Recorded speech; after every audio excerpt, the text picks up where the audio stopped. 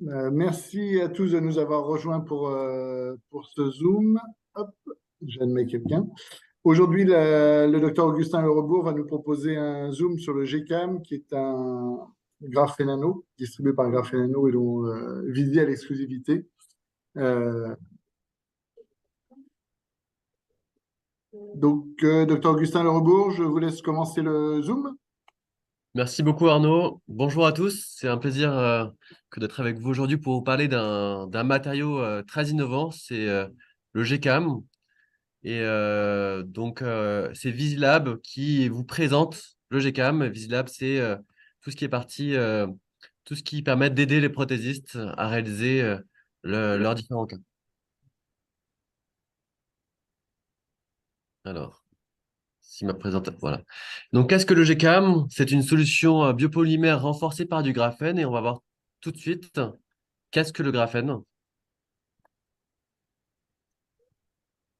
Alors, le graphène, c'est quoi? C'est surtout une innovation qui a été primée par un prix Nobel il y a quelques années, il y a de ça 2 ans et demi, 3 ans, et qui est une forme allotropique de carbone qui forme justement des feuillets de carbone sous forme d'hexagone,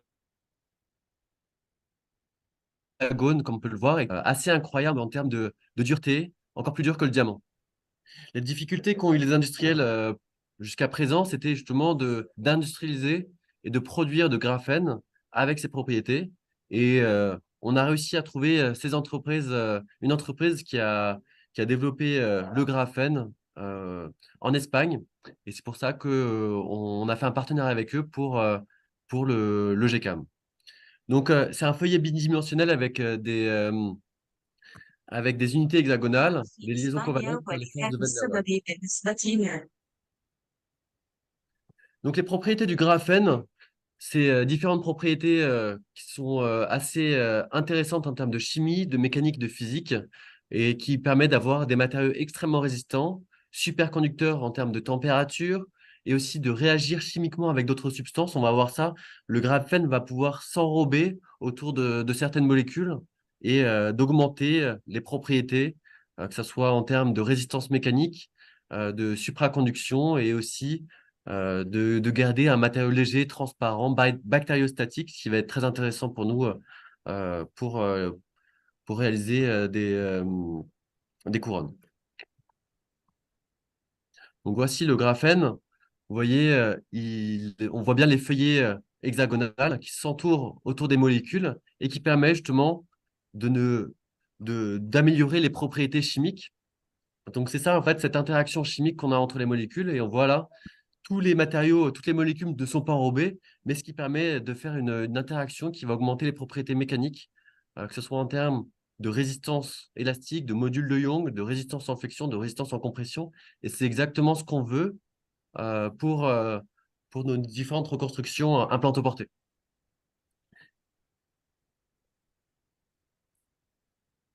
Donc c'est vraiment un matériau très novateur et qui a été intégré dans le domaine de l'implantologie dentaire, comme vous pouvez le voir ici, que ce soit pour des facettes, des inlay corps, des onlay corps, ou encore des reconstructions sur des bridges de plusieurs éléments ou encore des reconstructions totales.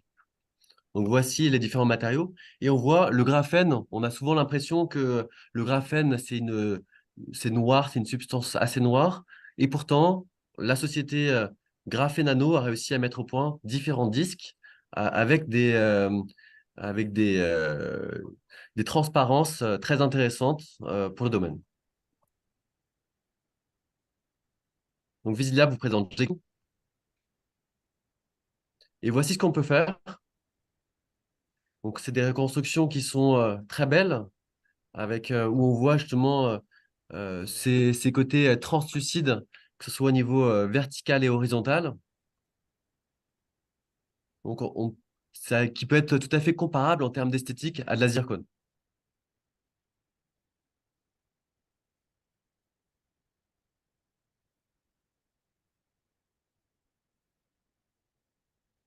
Donc en termes de diamètre et d'épaisseur, on a bien sûr les deux diamètres qui correspondent au diamètre universel 98 par 5, 98,5 mm, donc qui et le disque qui est compatible à quasi l'ensemble des machines. Et on a le fameux disque compatible avec les machines Zirconzan 95 mm. Effectivement, Zirconzan, il y a un adaptateur qui existe, qui permet de mettre les disques de 98 par 5. Mais dans tous les cas, on a ces deux tailles de disques avec différentes épaisseurs. En termes de nombre de couronnes par disque, ça, c'est des choses qui sont assez intéressantes, puisque avec les galets Gcam, on peut faire jusqu'à 34 couronnes, comparé à la zircone, où l'on peut en faire que 22 couronnes à cause des phénomènes de rétractation. Donc concrètement, comment ça se passe en pratique? Donc là, on va utiliser l'usinage PMMA à sec.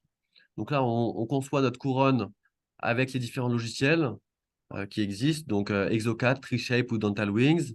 On met ça dans la machine. On met ça dans la machine et ça s'usine extrêmement facilement à sec avec les stratégies PMMA.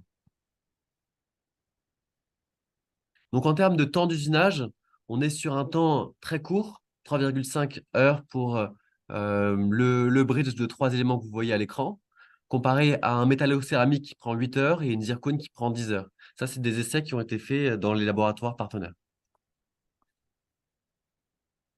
Donc en termes de format, il y a deux types de formats qui existent. Le format multichroma. Multichroma, c'est pardon, monochroma, je me suis trompé dans la présentation. Monochroma qui est une couleur unique, donc qui a un peu moins ce côté translucide, et le multichroma qui est une gamme chromatique unique basée sur les couleurs naturelles avec transparence. Et on va voir dès à présent ce que c'est que le format multichroma. Donc le format multichroma, ce n'est pas à confondre avec le format multilayer.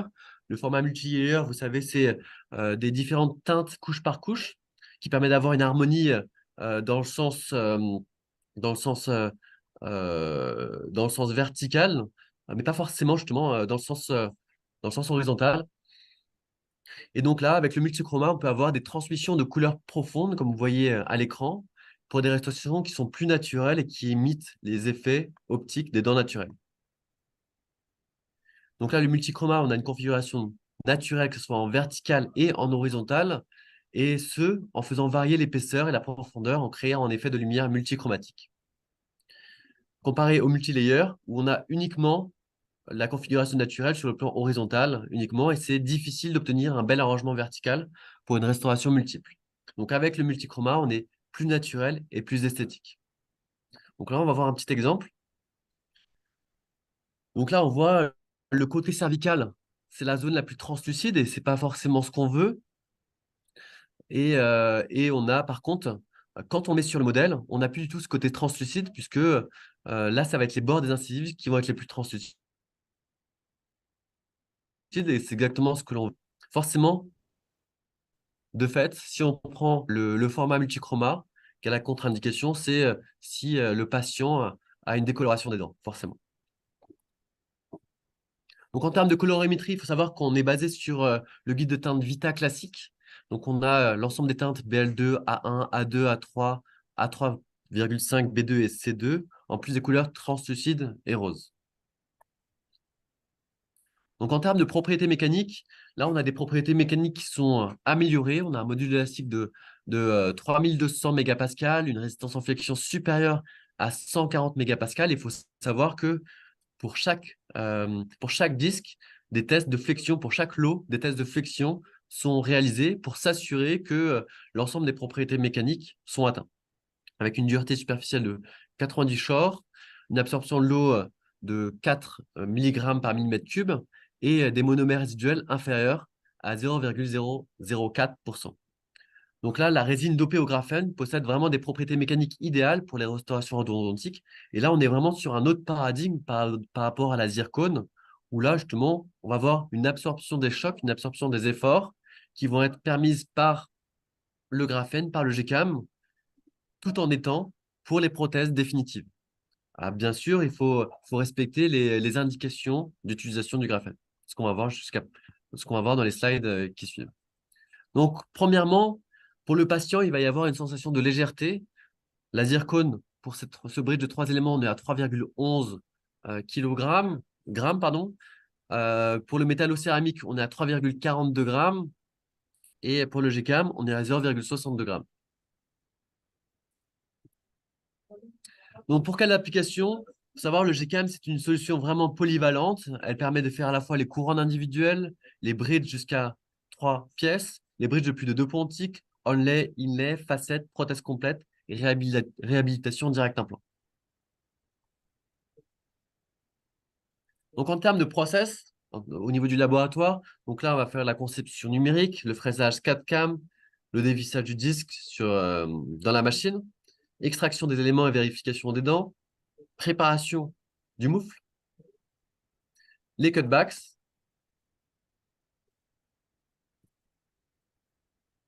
technique de mise en moufle et le fraisage de finition et sablage, ainsi que l'application de l'adhésif et traitement UV. Vient ensuite le maquillage, le vernissage et le traitement UV pour que l'ensemble soit bien intégré. Donc là, on a une petite vidéo sur le process aussi qui nous a été fait par Graphene Nano.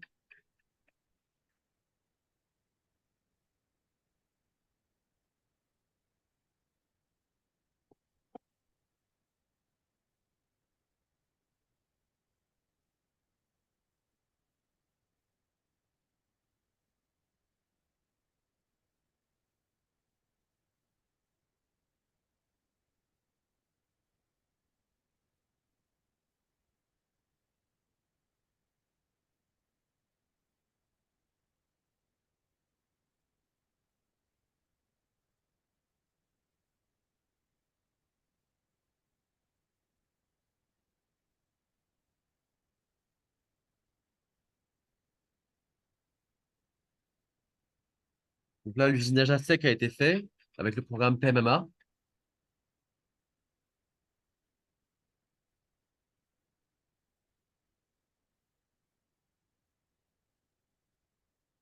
Donc là, effectivement, tout ce qui est fraise de polissage, ce que vous avez en traditionnel dans vos laboratoires fonctionne très bien.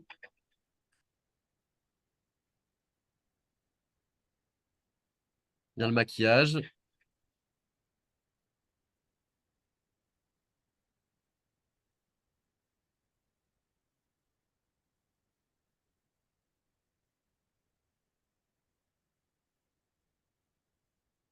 La finition.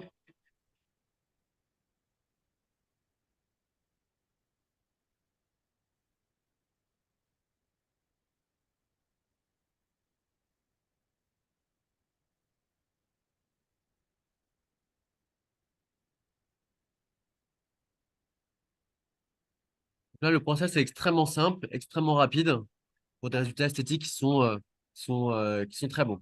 Là, il faut savoir que ce qui a été utilisé, c'était le monochroma. C'est pour ça qu'on a moins ce côté translucide. Donc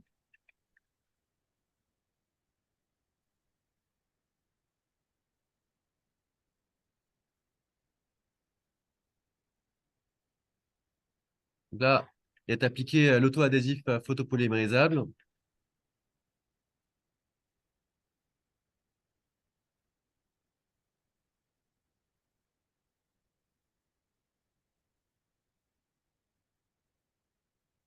Voilà pour la petite vidéo. Donc, en termes des épaisseurs minimales des couronnes, les voici. Donc, on est à 0,6 mm en termes d'épaisseur et de hauteur. Et au niveau des zones cervicales, on est à 0,4 mm. Et pour les molaires, c'est exactement la même chose. Pour les onlay inlay, donc voici les différentes préconisations. Ces préconisations, on peut vous les donner si vous les souhaitez. Elles vont être normalement accessibles auprès des différents commerciaux de vos secteurs. Voilà. Et pour les facettes, donc là, on est à 0,3-0,5 mm en termes d'épaisseur de facettes et 1,7 si 1,5 si on a des dents décolorées.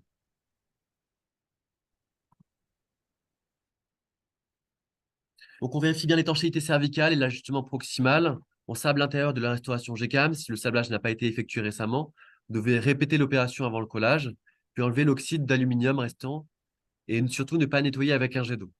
On applique sur la restauration GCAM une fine couche d'adhésif universel photopolymérisable et du light cure. On lave, on sèche la dent pour le process de mordançage et on isole la zone de travail. On applique ensuite le primer sur la dent, on sèche, on photopolymérise. Ensuite, on applique la colle directement à l'intérieur de la restauration GCAM en utilisant une colle spécifique type Multilink, Ovariolink, Ivoclar, Duolink, Bisco, 3M Relinx, Unicem, etc. Si vous voulez, on pourra vous envoyer ces différentes colles, mais il s'agit des colles concernant les restaurations pour PMMA qui fonctionnent très bien. On place immédiatement dans la dent préparée, on applique une pression modérée, on retire l'excès de matériaux, on photopolymérise toutes les marges et si nécessaire, on finit, on polit la marge. Donc voici quelques photos. On voit le moignon, la colle, photopolymérisable et à l'intérieur de la reconstruction, puis on colle. Et ça donne un résultat esthétique très convenable. Donc avant, après, avec un follow-up de 6 mois, et la patiente a été très contente, comme vous pouvez le voir par son sourire. Donc, pour une préparation d'une couronne sur embase titane. Donc, effectivement, il y a deux types. Pour une couronne unique, donc là, on fait le scellage sur le modèle de travail et sans la gencive, ce qui nous permet de garantir la position correcte de la couronne sur le pilier. Et pour une restauration plus plurale, il est préférable de séparer, de faire un scellage en séparant le modèle de travail et en couplant ensuite la structure avec le modèle. Donc là, il est important, dans ce cas-là, que la structure GCAM soit complètement passive, mais comme cela doit être pour chacune des restaurations plurales. Donc là, avec le test de Sheffield, etc. Donc on vérifie bien le réglage de la restauration par rapport à la ligne de démarcation de la base en titane ou du pilier. Donc là, effectivement, il y a des préconisations pour les implants qui sont en sous-gingival. Parce que si l'implant est en sous-gingival, ça va être compliqué de respecter les préconisations en termes d'épaisseur cervicale. Et donc là, il est préférable d'utiliser un pilier prothétique de sorte à surélever la connectique en sous-gingival pour avoir une épaisseur suffisante. Donc l'épaisseur autour des piliers doit être de 1 mm au niveau cervical et après 2,5 mm d'épaisseur et 1,5 mm en termes de hauteur. Donc en gros, tout autour de la zone centrale de la couronne transvissée, il faut avoir 2,5 mm. Et en termes de dimension verticale, il faut que la hauteur de la couronne ne doit pas dépasser 50% de la hauteur du pilier, ce qui nous permet d'avoir vraiment une reconstruction qui va être fiable à long terme. Donc là, on a deux exemples. Donc là, sur le logiciel Exocad, on voit l'épaisseur minimale est de 2,5 mm. Donc, c'est tout à fait cohérent. Dimension verticale, pareil. Donc là, on sable l'intérieur de la restauration GCAM et du corps métallique de la base titane ou du pilier avec de l'oxyde d'aluminium à 110 microns et à une pression de 2-3 bars et surtout ne pas nettoyer à l'eau. On retire l'oxyde d'aluminium. Restant, on nettoie la structure GCAM avec de l'alcool et on laisse sécher complètement. Donc voilà, on applique une fine couche d'adhésif acrylique dans la zone interne du métal de la structure GCAM. Donc là, il y a des exemples de produits qui peuvent être utilisés. Donc bien sûr, pour chacun des produits que vous utilisez, de type de colle, etc., lisez bien les fiches d'instruction des colles pour une utilisation correcte. On place ensuite la colle directement sur l'extérieur de la base titane ou du pilier. Et ensuite, on place immédiatement la structure GCAM. Exemple, un pilier hybride avec du multilink ou du DTK Brédan qui fonctionne très bien, qui ont été testés par nos partenaires. Donc voici le type de produit que vous pouvez utiliser pour vos couronnes implantoportées sur T-base. Bien sûr, on retire l'excès de ciment et on procède à un léger durcissement, traitement UV, avec la colle photopolymérisable dual. On vérifie l'entrée de la structure GCAM et si nécessaire, on meule l'intérieur de l'emballage jusqu'à ce que la structure soit entièrement passive. Très important. On fait une dernière vérification. Tout est cohérent, tout est correct. On fait la mise en esthétique avec les cutbacks. On rajoute le composite, la coloration. Dernier traitement UV pour solidifier le tout. Vernissage et polissage manuel pour le rendu esthétique. Donc effectivement, pour les restaurations plurales, il y a plusieurs préconisations à avoir. Premièrement, le cantilever ne doit pas dépasser 11 mm et les connecteurs, donc les pontiques, doit avoir une certaine épaisseur, une certaine section, à minimum de 13 mm², de 9 mm² si on regarde de profil et de 13 mm² si on regarde en vue de dessus. Donc ça va être des choses qui sont extrêmement importantes à suivre lorsqu'on va faire les conceptions sous le logiciel Exocad, Treeshape ou Dentalwings. Donc là, on a le premier cas, on a une section de 10,35 mm². Est-ce que c'est bon? Non, puisqu'il faut être à 13 à minimum, on avait dit, il faut être à minimum à 13 mm². Donc là, le second cas, on a augmenté, on est à 13 mm². Donc là, dans ce cas-là, on est correct. Le cantilever ne doit pas excéder 11 mm. Donc là, on laisse sans occlusion, ne pas individualiser la structure pour avoir un bon support basade. Donc là, premier cas, on a une distance de 15 mm. Est-ce que c'est bon? Non. Et le deuxième cas, là, on a 8 mm. Est-ce que c'est bon? Oui, dans ce cas-là, puisque le cantilever n'excède pas 11 mm. Donc voici, si on n'arrive pas à atteindre ces objectifs en termes de préconisation, donc dans ce cas-là, il est préférable de renforcer le GCAM par une armature. Et donc là, on a différents types d'armatures qui sont compatibles, le titane, le chrome cobalt ou encore le Zantex, qu'on pourra voir dans un prochain zoom si vous le souhaitez. Donc voici les différentes barres qui ont été faites dans ce cas-là où on avait des bridges de trop grande étendue et des cantilevers de trop grande étendue. Là, c'était un renfort avec une barre en chrome cobalt qui a été réalisée.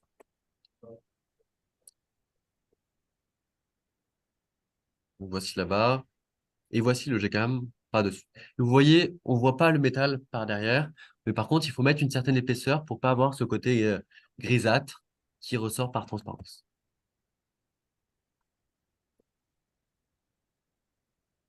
Donc ça, c'est des cas qui nous ont été envoyés d'Italie par le docteur Germano Rossi. Donc en termes de finition, il y a un revêtement qui est possible, bien entendu. Et donc le revêtement peut se faire par une mise en moufle classique, comme vous avez l'habitude. Donc là, on a vu, il y a les cutbacks qui ont été faits, puis après, on vient injecter le composite et la résine rose.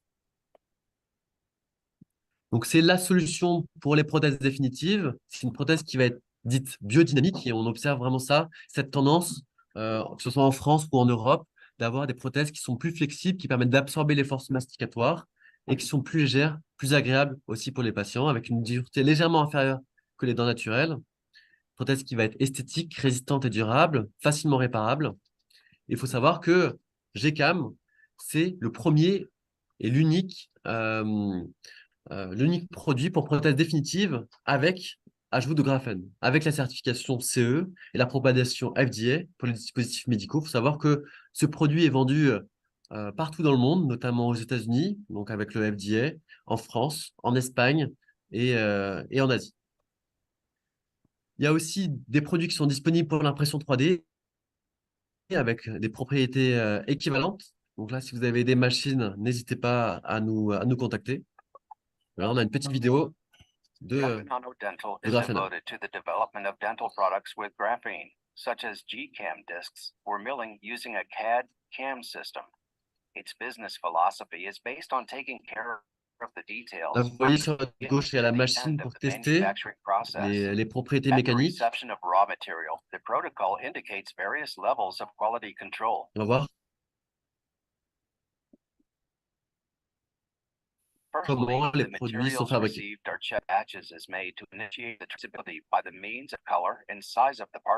Donc, tous les produits sont contrôlés à 100% en termes de quantité de graphène qu'il y a à l'intérieur, en termes de propriétés mécaniques. Graphanano Dental is part of the corporate network of the Graphanano Group.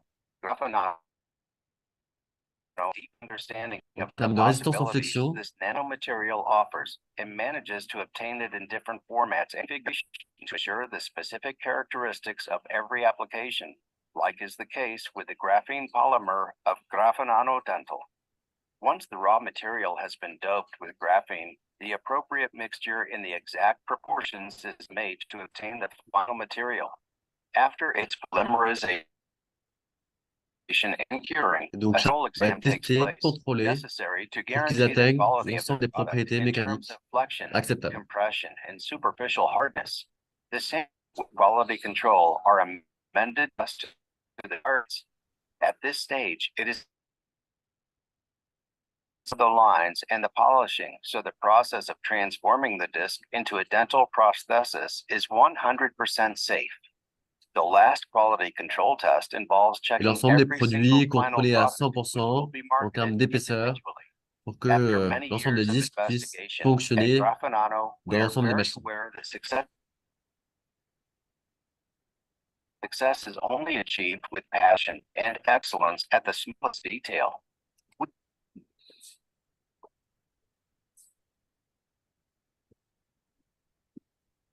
Donc voici pour cette présentation. J'espère que ça vous a plu. Je vous invite à rallumer vos micros si vous avez des questions.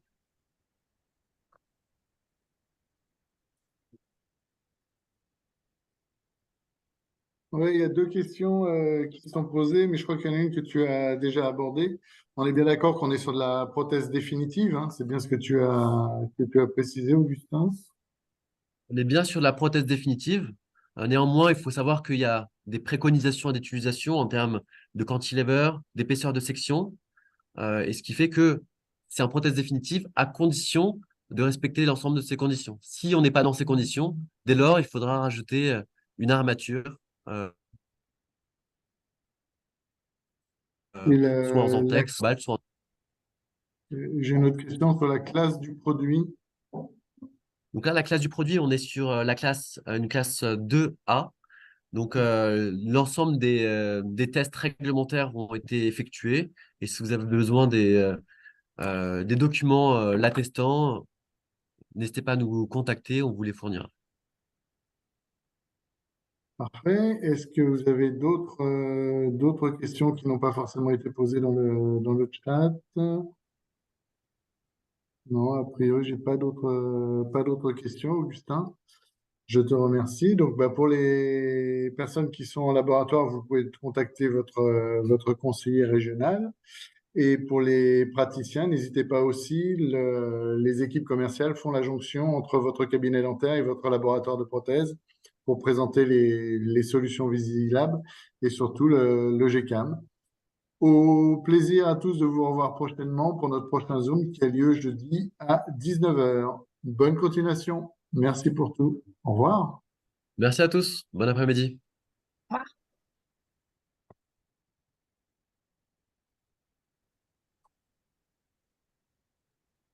Hmm.